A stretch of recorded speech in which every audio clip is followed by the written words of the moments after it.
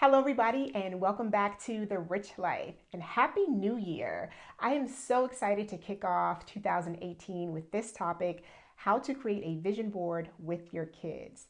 As many of you recall, we did a three-part series on vision boarding in December, and I'm so happy to bring this to you today because I think it makes a world of difference when our kids can have something to look forward to that's in front of their faces in terms of their futures. I did my first vision board workshop with students last summer.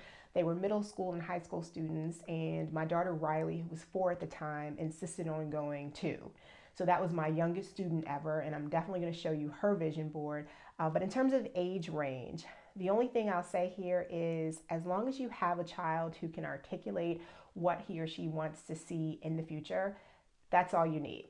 Okay, that's the only requirement here. So the biggest difference between the adult version of vision boarding and the kids version is really, for me, time frame. So for adults, I suggest doing your vision board a year at a time. But for kids, I found that it was really helpful when we talked about their futures in general. So we didn't put a specific timeline on, and that just gave them the permission to dream how they wanted. So the first step is to do a visualization exercise where you have them close their eyes and think about what they want their futures to look like. So that could be, where do you see yourself working? What do you see yourself doing for fun? Who are you with? Where are you living? What are you driving? So anything that you can do to help them create those mental pictures will be helpful when they actually go and look for those images in magazines. In terms of supplies, you're pretty much using the same things. You've got your board, but I also add markers and crayons and even paints to really spark their creative juices, making this more like an art piece for them,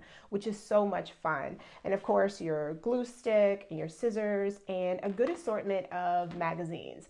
It's very important that you have magazines that reflect their interests and also magazines that have photos of people who look like them, right? So if we're having them chart their futures here, we want them to actually see people who look like them doing the things they want to do.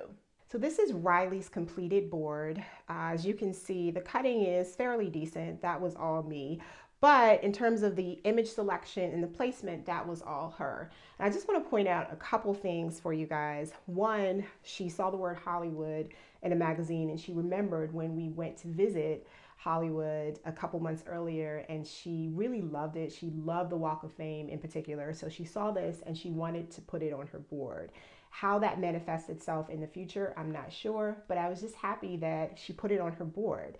And she also put Misty Copeland on her board.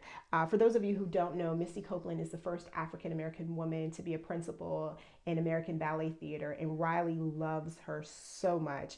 In 2016, she was Misty Copeland for Halloween, and that costume went viral. And she put Misty Copeland on her board in 2017. In my mind, I'm like, okay, what does this actually mean? We did that last year. I don't know if we can do this again this year, but we did. She was Misty Copeland as the Swan Queen in Swan Lake, and that costume went viral again. And I have to attribute that to, in part at least, to her putting Misty Copeland on her vision board. So again, it's never too early for them to start dreaming and for us to encourage those dreams.